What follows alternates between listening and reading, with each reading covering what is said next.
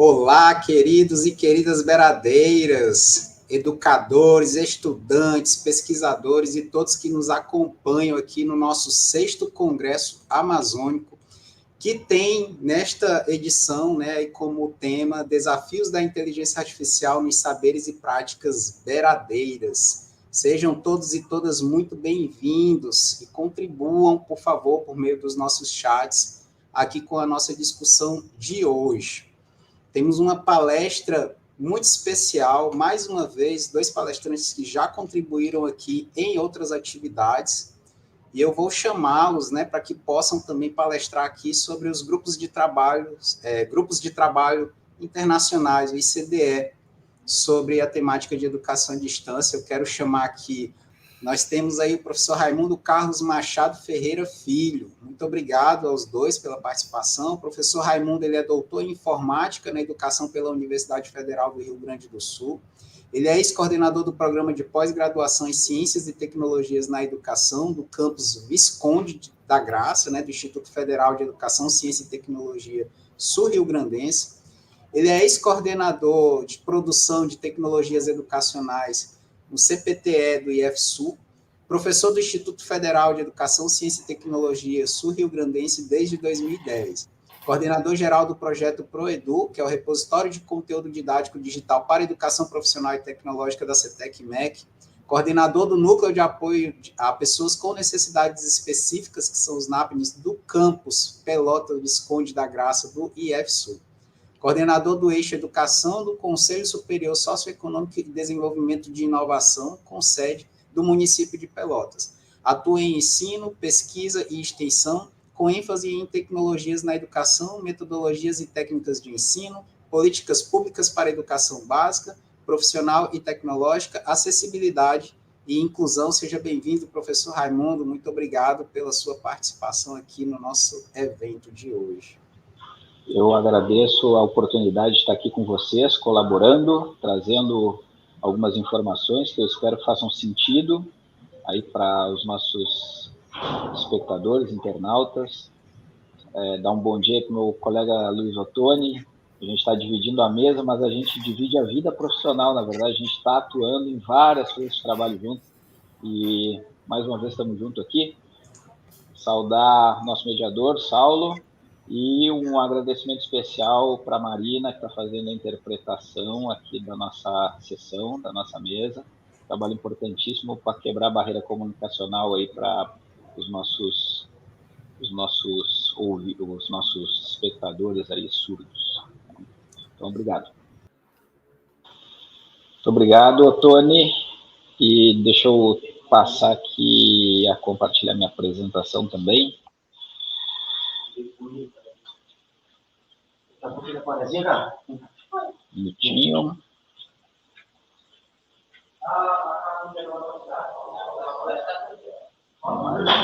Ela está...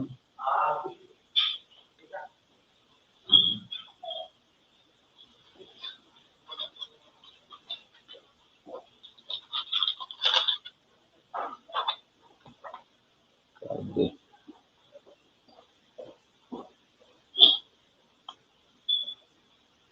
Aqui, apareceu. Espero aparecer aí para vocês. Já deve estar aparecendo. Por favor, pode subir a apresentação para a tela. Muito bem. Então, o Ottoni contextualizou o trabalho que está sendo feito através dessas duas forças-tarefa que englobam grupos de pesquisa, professores e pesquisadores que atuam na América Latina e Caribe. Contudo, essa iniciativa é uma iniciativa global.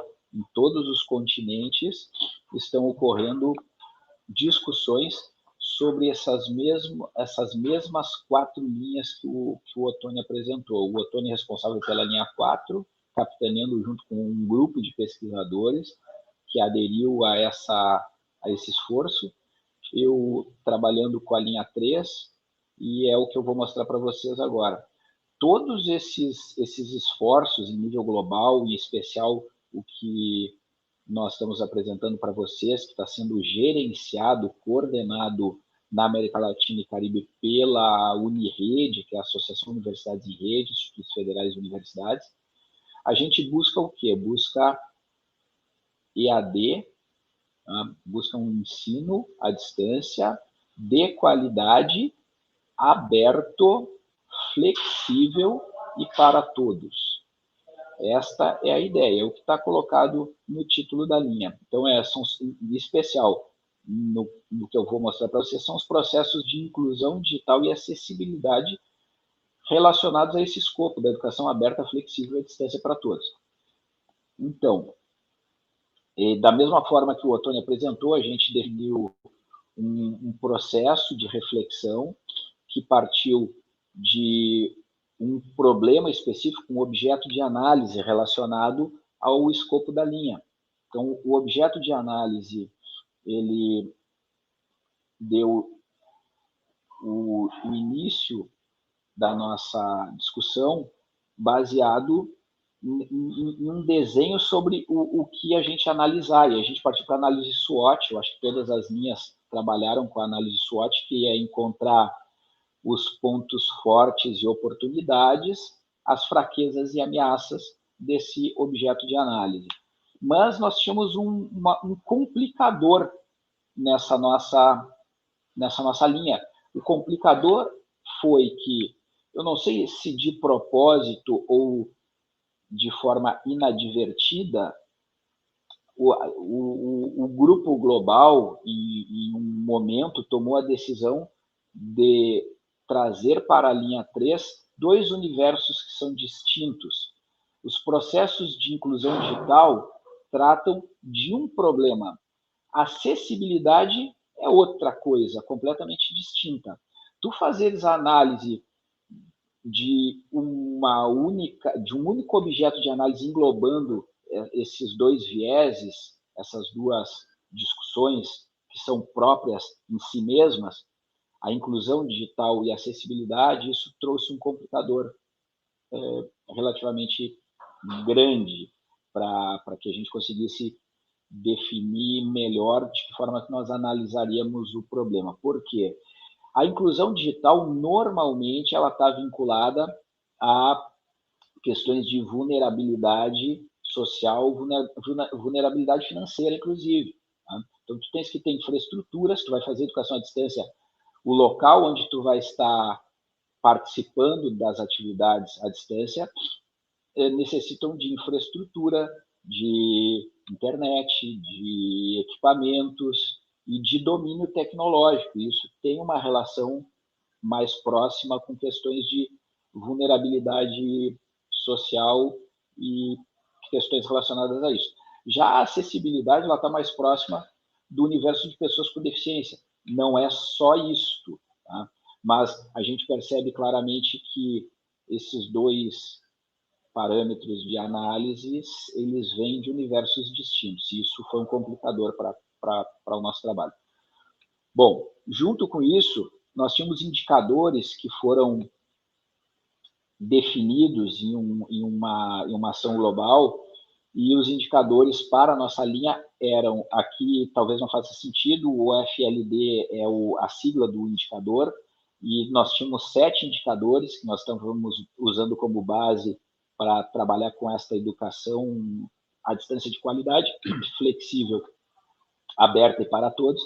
E esses 2 indicadores especificamente falavam de aprendizagem para todos e as necessidades individuais para que qualquer pessoa pudesse fazer ou participar de um processo educacional baseado nessa modalidade, nesse modelo de educação à distância, mas com as suas limitações, e que ela pudesse fazer qualquer atividades ou ações com autonomia. Então, é mais um elemento que serviu de base, de análise para o nosso trabalho. Tá? Existe um outro parâmetro que foi colocado como fazendo parte do escopo da linha, que é uma interface com que o Ottoni já apresentou, que é formação de professores para o uso massivo de tecnologia de informação e comunicação. Obviamente, considerando a inclusão digital e a acessibilidade. Então, vejam que nós temos um objeto de análise bastante complexo. E uma outra questão que foi levada em conta no grupo que deu os primeiros passos nessa análise, na linha 3, eram as similaridades e diferenças em relação a alunos em situação de vulnerabilidade e alunos com deficiência. Eu comecei falando disso e fecho esse slide enfatizando essa questão. Bom, então nós tínhamos como problema e objetivo de análise o problema geral de todo o plano de defesa de educação aberta, flexível e de qualidade para todos, capitaneado pela Unirede, CALED e CDE, era como promover uma educação de qualidade referenciada socialmente, seja ela aberta, flexível ou à distância, com políticas de inclusão digital, acessibilidade, formação e regulação adequada. Deixa eu só fazer uma consideração aqui, bem rápida, para Ana Kátia. Desculpa, tá pequenininho, eu tô meio ceguinho. Se não me engano, é Ana Kátia ali, que o nome tá pequeno. Né? Eu vou tentar falar de forma pausada para que a Ana possa fazer a tradução e interpretação e pensar no melhor sinal que ela deva usar para as coisas que eu estou falando. E, na medida do possível, eu vou tentar falar com uma linguagem que não seja muito técnica, tá bem, Ana? E demais espectadores que estão aí na internet e, porventura, a comunidade surda que estiver assistindo. E já aproveitando o ensejo, já reforço que se houver alguma coisa que não ficar bem comunicada, de forma compreensível, depois eu me coloco à disposição para a comunidade surda e para os intérpretes, para que a gente possa esclarecer algum ponto que não fique bem claro aqui na conversa, tá bem? Voltando, então, para o raciocínio que eu estava apresentando. Então, a gente tem esse questão-problema geral, global, e um objetivo geral global também definido pelas instituições que estão capitaneando essa ação, a Unirede, CALED e o ICDE. E vi que no slide eu inverti ali a ICDE e eu botei IDCE. Perdão, está equivocada a sigla do International Council for Distance Education. Então, é ICDE. Bom, promover uma educação de qualidade referenciada socialmente, seja ela aberta, flexível ou à distância, com políticas de inclusão, acessibilidade, formação e regulação adequada. O que a gente está fazendo em nível global, em especial na América Latina e Caribe, é definir pautas que vão ser levadas aos gestores e aos governos para que se defina uma política pública de educação à distância baseada nestes parâmetros e nesses indicadores de qualidade, de educação aberta, de inclusão digital, de acessibilidade, de formação para professores, tudo isso como pauta para que se definam as políticas públicas relacionadas a essa EAD que nós queremos em todos os países do planeta. Em especial na linha 3, então, nós fizemos um desdobramento do objetivo principal, do problema principal e do objetivo principal. E este virou o nosso objeto de análise, como desenvolver uma formação eficiente e abrangente para professores que possibilite a inclusão digital e acessibilidade de todos os alunos em um ambiente de educação aberta e à distância, que potencialize a qualidade no processo educacional. E, por consequência desse problema, o objetivo geral da nossa força-tarefa, que era promover formação adequada a professores para atender às necessidades individuais de alunos com deficiência ou em situação de vulnerabilidade para a educação aberta, flexível e à distância de qualidade. Bom, no próximo passo, a partir deste problema e deste objetivo, eu trago uma contextualização para a gente entender o universo que a gente está tratando quando a gente fala dessa educação aberta, flexível à distância, com qualidade para todos, com inclusão digital e com acessibilidade. A gente fez um levantamento específico no Brasil, a gente não teve tempo de fazer um mapeamento dessas condições em todos os países da América Latina e do Caribe, mas serve de base porque o Brasil é o maior país desse conjunto de países da América Latina e Caribe. O Brasil, em 2022, está com uma população aproximada de 204 milhões de pessoas. Nós temos aproximadamente 17 milhões de pessoas com deficiência, isso está declarado no Plano Nacional de Saúde de 2019. Naquele ano, nós tínhamos em torno de 17 milhões de pessoas com deficiência. Já no censo de 2022, foi liberado ano passado, esse número aumenta um pouco, em torno de 1 milhão, ele vai para 18 milhões e meio, mais ou menos, de pessoas com deficiência. Lembrando que no censo de 2010, nós tínhamos 45 milhões de brasileiros com deficiência, mas o método de levantamento de dados era diferente, era a autodeclaração da pessoa no censo de 2010. A pessoa se autodeclarava com deficiência em um questionário do IBGE. Agora, no censo de 2022, passou-se a uma análise biopsicossocial e tem a ver com a limitação funcional permanente da pessoa. E essa avaliação ela é mais fidedigna, a princípio, em relação às dificuldades que uma pessoa tem ou não de executar determinadas tarefas de forma permanente. E isso traz o universo de pessoas com deficiência para um número menor, que é esses 18 milhões e meio de pessoas com deficiência. Mas, junto com isso, nós temos que cruzar esse universo com o universo de pessoas em vulnerabilidade. E nós temos no Brasil, atualmente, em pobreza ou extrema pobreza, a partir do censo do ano passado, aproximadamente 52 milhões de pessoas.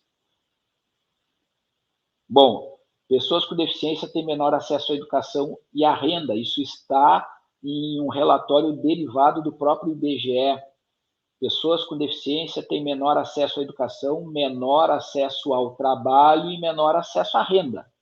Isso é um problema. Nós temos que quebrar esta barreira para pessoas com deficiência, da mesma forma que dos 99,3 milhões de pessoas ocupadas no Brasil, ou seja, trabalhando em 2022, 4,7% desses quase 100 milhões de pessoas tinham alguma deficiência. Logo, é um número muito pequeno de pessoas com deficiência que ingressa no mercado de trabalho.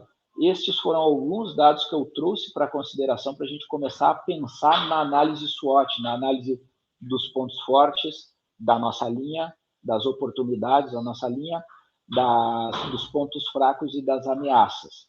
E aí nós fomos para a nossa análise. Ela está uma análise bem sucinta, para, obviamente, a gente conseguir desenvolver alguma reflexão sobre, mas, basicamente, as forças em relação ao que nós temos na nossa linha é a consciência da importância da inclusão, os avanços tecnológicos, eles nos favorecem, a flexibilidade do ambiente digital, ele nos favorece, a possibilidade de alcance abrangente da educação à distância, ele nos favorece, e nós temos, em função disso, a possibilidade de programas de capacitação com bastante alcance, colaboração interinstitucional, são oportunidades de dar mais robustez aos trabalhos, a inovação tecnológica vem em nosso favor para buscar inclusão digital para pessoas em vulnerabilidade e acessibilidade para pessoas com deficiência e, na verdade, fazer tudo isso para todos. As fraquezas que nós temos nesse processo, a princípio, nessa primeira reflexão, a falta de capacitação específica, falta qualificação profissional com formação adequada para que a gente possa fazer a reflexão e aplicar na prática isso, tudo que a gente está buscando fazer. As tecnologias, elas podem estar desatualizadas nas instituições, o avanço tecnológico está acontecendo muito rápido, as instituições não conseguem acompanhar essa evolução tecnológica por vários motivos, por conta da burocracia, por conta do não entendimento da importância que tem de tu botar atenção nesse processo para que tu tenhas as tecnologias adequadas e atualizadas dentro das instituições e porventura também as pessoas terem acesso a essas tecnologias em caso de pessoas em vulnerabilidade social. E, em algum caso, a resistência à mudança e a busca a resistência também à busca pela formação e capacitação. Ao que ocorre, o Ottoni já comentou que em alguns casos ocorre uma certa resistência à mudança que é da própria natureza do ser humano. As ameaças em relação a isso que a gente está buscando, a limitação financeira, não ter os investimentos necessários à disposição para que a gente consiga avançar, as desigualdades de acesso à tecnologia, já pelas razões mostradas aqui, e falta de políticas e diretrizes específicas para induzir esse movimento em nível nacional, em todos os países da América do Sul e Caribe. América Latina, na verdade. Então, problemas e desafios. Agora eu desdobro um pouco o que estava ali na análise para deixar de forma mais contextualizada o que está colocado de forma pontual. E aí a gente tem as barreiras de acesso tecnológico. Então, eu vou detalhando cada um daqueles pontos trabalhados, mas basicamente, assim, o problema é, aqui eu falo de forma redundante, mas o foco é no problema e nos desafios e não nesse caso específico aqui, não nos pontos fortes e oportunidades. Então, vocês vão ver aqui que eu falo de barreiras no acesso tecnológico e os alunos em situação de vulnerabilidade podem enfrentar dificuldades no acesso a dispositivos tecnológicos, conexão à internet, limitando sua participação efetiva nas aulas online. Falta de recursos acessíveis. Alunos com deficiência podem encontrar barreiras se os materiais de ensino não forem adaptados para suas necessidades, como falta de legendas em vídeo ou descrições de imagem, ou interpretação em libras em audiovisual, como está ocorrendo em tempo real aqui, mas em material gravado. Desigualdades de aprendizado.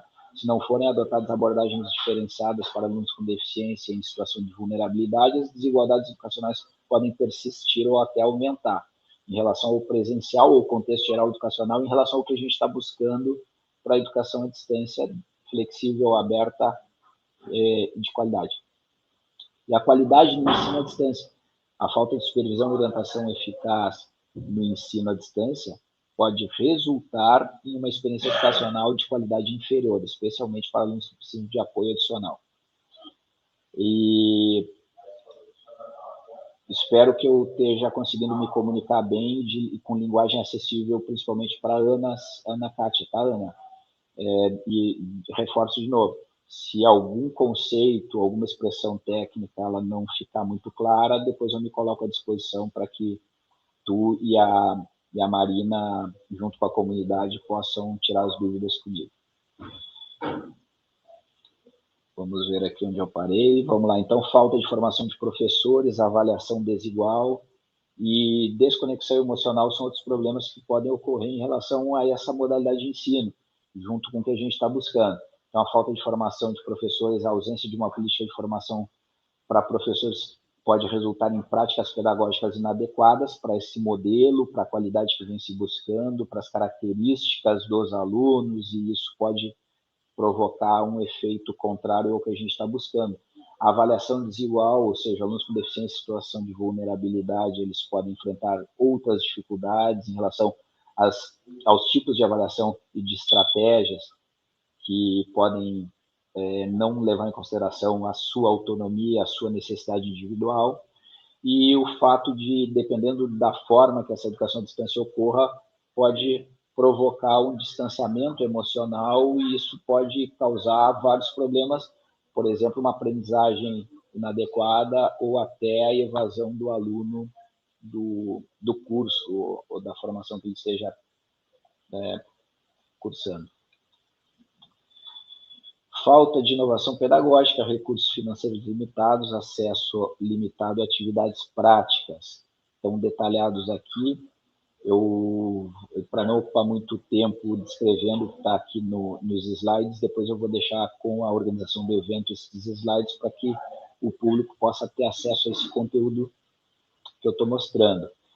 E as metas e ações seriam já o desdobramento prático, o que o grupo e essas instituições, o ICDE, o CALED e a Unirede, poderiam fazer para buscar, junto aos gestores e órgãos governamentais, suprir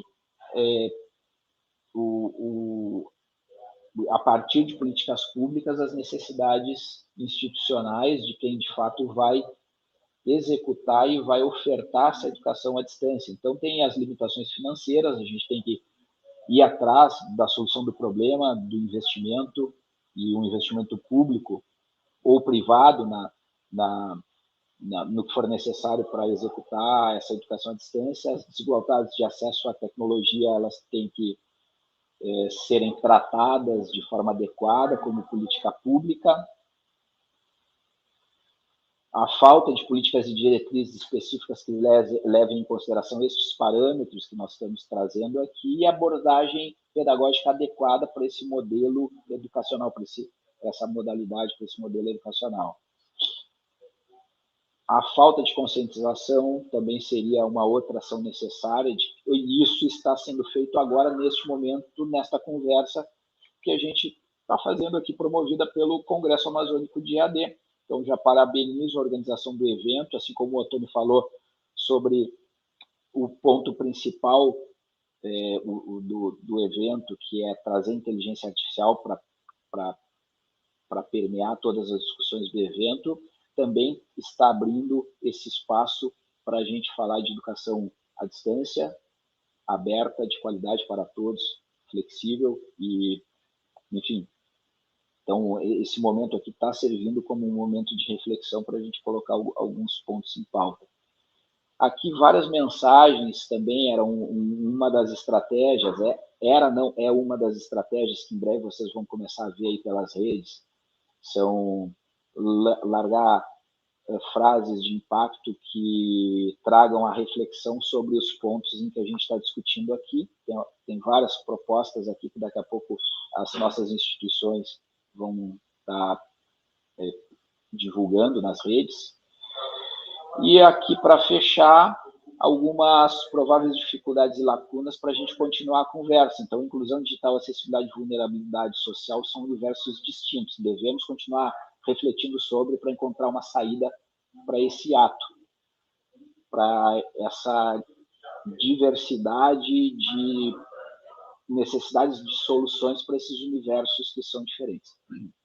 As barreiras enfrentadas por alunos em situação de vulnerabilidade geralmente estão relacionadas a fatores socioeconômicos, como falta de acesso a recursos financeiros, infraestrutura precária ou falta de suporte familiar. Já as barreiras para alunos com deficiência são resultado de suas limitações funcionais ou sensoriais, que podem demandar soluções técnicas específicas.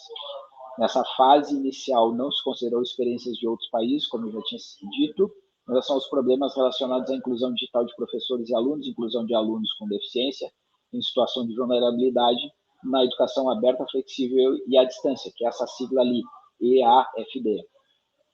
O que o Otônio já trouxe, que eu venho pesquisando, eu não mostrei aqui para vocês, mas aí isso faz o link com o evento especificamente, são o uso de IA para quebras de barreiras comunicacionais e tecnológicas. Por exemplo, a gente consegue fazer legendagem com IA de forma muito facilitada. Hoje em dia, tu pega um vídeo, existem inteligências artificiais que fazem a transcrição de voz para texto e já geram a legenda de forma automática.